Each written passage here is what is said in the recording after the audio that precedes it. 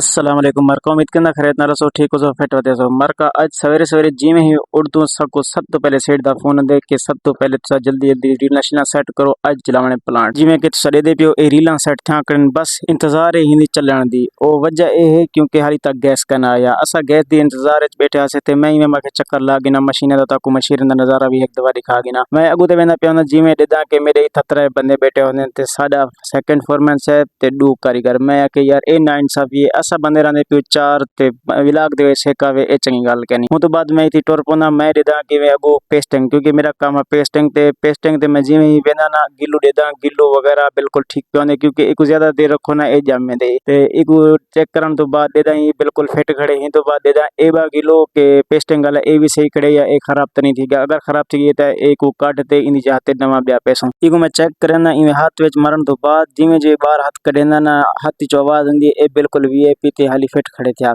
तुम्हारे को उम्मीद करने तो वीडियो चंगी लगी सो वीडियो चंगी लगी तो वीडियो को लाइक करो शेयर करो सब्सक्राइब भी करो मिलसो इंशाल्लाह अगले व्लॉग दे विच।